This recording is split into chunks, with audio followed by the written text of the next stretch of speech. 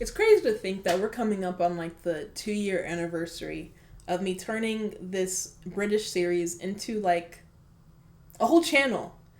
And through that time, the only thing that I can think of that we have not done when it comes to this Christmas stuff is there's a lot of things I haven't done actually now that I think about it. I haven't been to any British Christmas markets. I now know that Christmas markets exist over in Europe.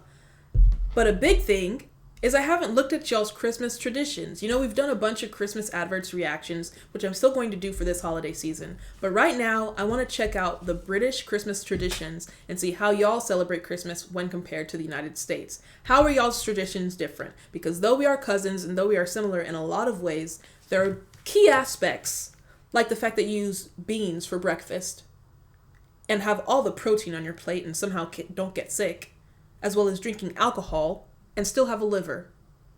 There's just a lot of differences between y'all and America, and I want to see how that all happens to relate when it comes to Christmas. So, without further ado, here we go into the top 10 British Christmas traditions. Subscribe if you're new here, like the video, and I suspect that it's going to be some like alcohol in your eggnog and reindeer being real. People are still trying to convince me that they're real. I do not believe they're real.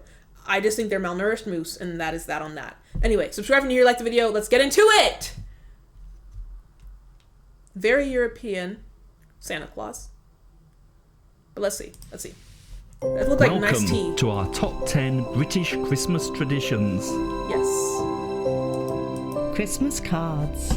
Started in UK in 1843 by Henry Cole, who worked for the newly formed post office. He was looking for a way to encourage ordinary people to use the postal service. He had an artist friend design a card. They were sold for 1 shilling each, the equivalent of 5p today.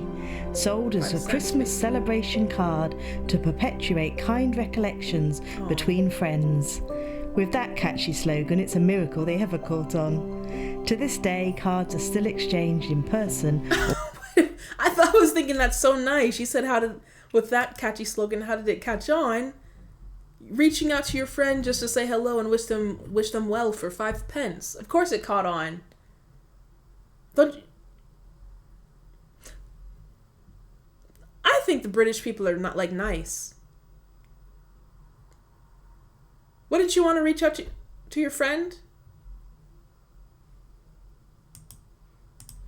Between friends. With that catchy slogan, it's a miracle they ever caught on. To this day, cards are still exchanged in person or via the post. What's the ER? In the crown. Mulled wine. Stamp. Introduced into Europe by the invading Romans, mulled wine was widely enjoyed in England in the Middle Ages. Spices were added to promote good health. Herbs and flowers were added as natural sweeteners to make the wine more palatable. Interesting. In the 1890s, Sweden produced glögg in bottles with pictures of Santa. Over time, the craze was reignited across Europe and in a few decades, the world. Mistletoe. The tradition of hanging mistletoe dates back to the ancient Druids who believed the plant brought good luck and protected from evil. No, because it actually, when you think about it, it's crazy to think how rooted into Nordic, not mythology, but Nordic culture and history Christmas is. From Santa Claus to the tree to now mistletoe. To me, a mistletoe is just a little thing some horny boy hangs over your head so that you can kiss him or do a couple other things. But to y'all, it's like a Nordic mythology plant. Interesting. In Norse mythology, mistletoe symbolized love, which is where the custom of kissing under the mistletoe came from. In the UK, the tradition dates back to the 1700s. The Victorians popularized it as it was thought to symbolize fertility and romance. So to the Nordics, it was the mistletoe. To, who was it, the Greeks or the Egyptians? It was Aphrodite. It's just cool how we basically all say the same thing, just different ways.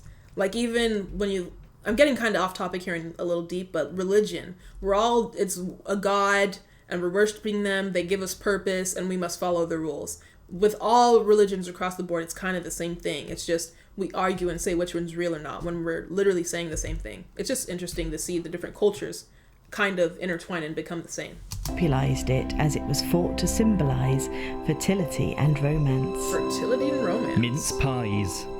Originally filled with meat rather than the dried fruits and spices mix they are today. During Stuart and Georgian times, mince pies were a status symbol being made into stars, hearts and flowers. These days, they're round and deep filled with mincemeat, a crumbly pastry and dusted with icing sugar. Meat in a pastry? What? Oh my god. Meat inside of the pastry? Here I was thinking it's like a toaster strudel. Is that gravy? I thought that he was putting cream cheese on it. Okay, I was thinking it's a dessert. It's not a dessert. My bad. Okay, that makes more sense why there's meat inside of it. I was thinking it's like this sugary goodness, and then he ruined it with this sloppy meat. But it's not a dessert. Okay. Mincemeat, a crumbly pastry, and dusted with icing sugar. When you say pastry, I think of a sweet. Best served warm with cream. Cream is gravy to y'all, right? Crackers. Crackers are a traditional favourite in the UK. Crackers. First made in 1850 by a London sweet maker called Tom Smith. Sold as bangs of expectation, legend has it he thought up the idea of a small explosion as the cracker was opened. No way y'all created that. The little popper. And I wouldn't be surprised if y'all did the one where you put your fingers inside of it too and can't get it off. You know what I'm talking about? Wow, that's British? Gosh dang. Little popper, the thing you twist and pop up. Wow. Up the idea I didn't know that. Of a small explosion as the cracker was opened while watching his log fire crackle. This might have been a marketing ploy as he bought the bangs for his crackers from Brooks Fireworks Company. Originally only containing sweets, That's a funny joke. His sons introduced the hats and travelled the world looking for ideas for gifts to put in their crackers. In the average cracker today, you can expect a bang that rarely fires on its first pull, a simple toy, and a joke that is expected to be terrible. If it doesn't make you groan, it hasn't done its job. No, because I thought that was kind of funny. A boomerang that doesn't come back. A stick. That's my kind of dry humor, isn't it? Expected to be terrible. If it doesn't make you groan, it hasn't done its job. When it comes to the hats, us British are a little too reserved to wholeheartedly enjoy wearing a silly hat in public. Merry Christmas! But the good news is, one size fits all.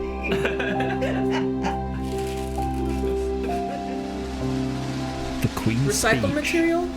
The pre-recorded Queen's speech is an integral part of a Lizzie. So it's going to be a King's speech this time, right? Or has he already released it? Someone let me know. British Christmas. I know of families who don't open the gifts until after. We're not going to get into it, but I'm looking at the family photos. And there's a brother missing. We're not getting into it though, but... Oh no, there he is. He just didn't have a family yet, I guess. Princess Escort. Interesting family. Is an integral part of a British Christmas. Lizzie I know of families who don't open the gifts until after, which given it's aired at 3 p.m. is surely a form of torture. The older generation stand Buckingham Palace. Right at the first hint of a national anthem, while we look on bemused. The Queen traditionally talks about the year and any challenges the nation and the royal family has faced. No, because London? This year could be quite a long one. London it normally has a resigned tone and congratulates us. I don't even know what homie's talking about right now. I'm just looking at London. I want to come back now. But this time, I'm going to make sure to go to Scotland, go to Wales, go to the Republic of Ireland, all of them. Isle of Man. But I don't really know much about Isle of Man still. However, I want to see the whole kingdom and the Republic of Ireland. What Ireland? Like I'm from there, Ireland. Bitch, you're from Texas. Remember that. The first hint of a national anthem while we look on bemused.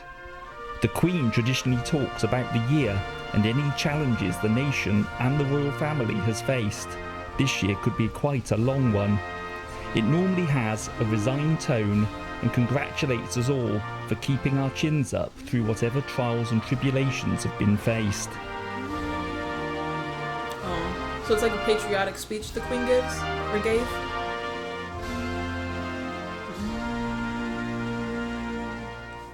It's also kind of funny that we ripped off y'all's national anthem. Very American of us. Festive lunch. I can taste it now. The succulent turkey, fluffy roast potatoes, sausages wrapped in bacon, meaty stuffing, vegetables and gravy poured over. This is what I mean. It's all just heavy protein. It's crazy how y'all are healthier than we are, though. Still. Maybe our food, it's not that our food is weird like this. It's just that it's overly processed. And there's a lot of sugar added, fat added.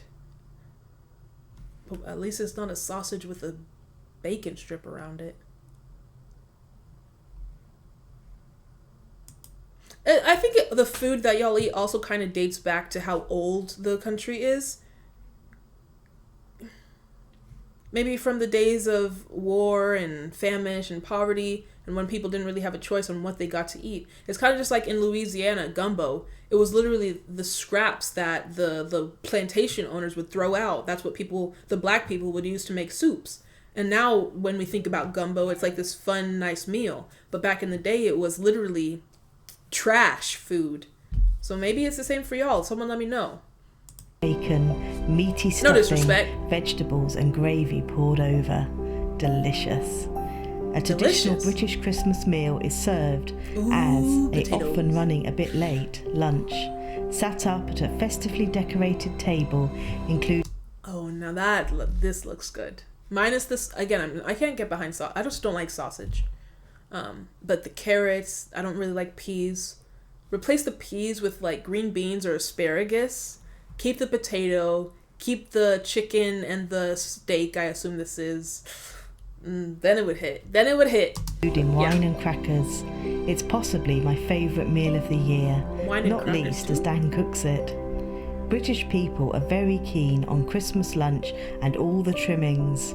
The trimmings being all the extras like the sausages in bacon and for some Yorkshire puddings and cranberry sauce. What about the deviled eggs? Christmas pudding.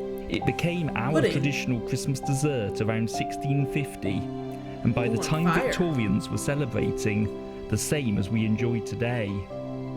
Many traditions continue to this day. Is this like an expensive dish though? Because I can't imagine you just walk into any like side shop and they would have a cake on fire for you. Like I feel like this is like a rich people's meal, maybe. Also the fact y'all call this pudding. It's cake. You know Jell-O? Or like a pudding cup, that's what I would consider pudding. Some say the puddings should have 13 ingredients to represent Jesus and his disciples, that every member of a family should give the pudding a stir for luck before it's boiled and put away in a cupboard. Boiled? With alcohol added for a good month, and my favourite, a good luck sixpence or silver charm added to the mix before cooking to be discovered during eating and hopefully not breaking a tooth. I still remember sitting rough. Eyes wide as a child as the pudding was walked into the darkened room aflame. It's definitely part of the magic of Christmas. Yeah, for sure. Boxing cake on Day. fire? The day after Christmas Day is called Boxing Day. It was traditionally a holiday for servants, and employers would give gifts. Aww. Servants also went home. It's not to your servants. Oh, thank you. You're kind to me for one day out of the year. I appreciate it. You appreciate my work by giving me a gift. How about the other 364 days of the year, buddy? For servants, and employers would give gifts. Servants also Y'all get went Boxing home Day to off visit nowadays? and give gifts to their families. In cities, tradesmen and women would go door to door of homes they had serviced that year to wish the occupants a Merry Christmas and hopefully receive a gift. These days, families see it as a day to rest after all the celebration and cooking the day before. No, that's wild. I get my day off on Boxing Day, and I'm still gonna go by my employer to hope they give me a a little check. You would never see me on Boxing Day. I'd stay my ass home. Boxing Day is it's another Sunday. It's the day to rest. I like the tradition now better.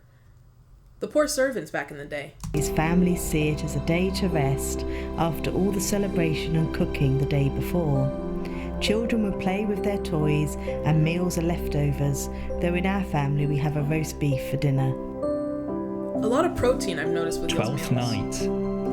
It's tradition to take down all your Christmas decorations by 12th night, which falls January on the 6th the 12th? of January, and it's considered bad luck to leave anything up.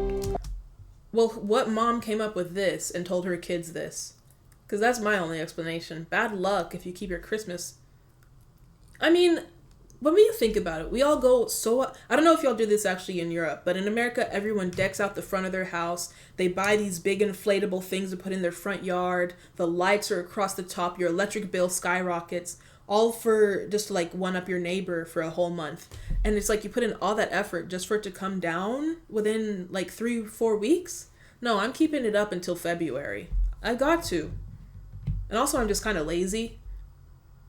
Anyway.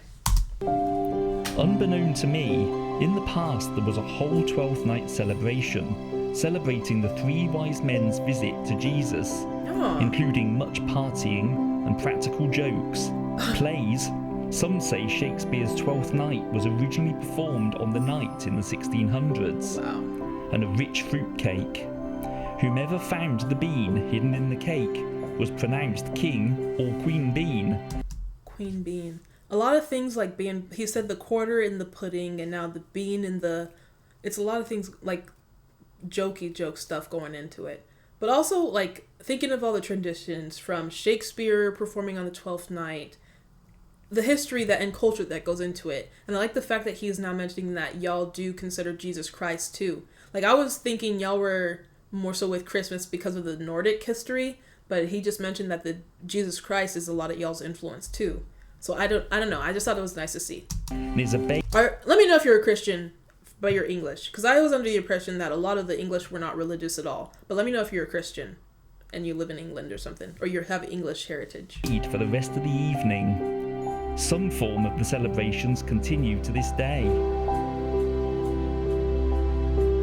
Oh, this was a nice one. Oh, I knew I was gonna enjoy this. Just seeing the different traditions and how I'm going to spend time with my family and how I know y'all are going to spend time with your family, and just seeing the differences, but also the similarities. Like at the base of it, it's all just about your family, appreciating like the world and your loved ones and giving back to them and showing your appreciation with them through gifts. Literally, who came up with that part? It had to be someone whose love language is gift giving. So I thrive around, I go broke, but I thrive around gift giving because that is one of my love languages for sure. But European or British Christmas traditions. The 12th night, I still don't really understand it. Not the taking down the Christmas parts, but why it's important in general. Like why the 12th night? Why the 6th of January? But the other stuff was really cool. I still can't get over freaking the sausage and a bacon strip though. Anyway, I hope you enjoyed the video. Subscribe if you're new here, like the video, I'll see you in the next one.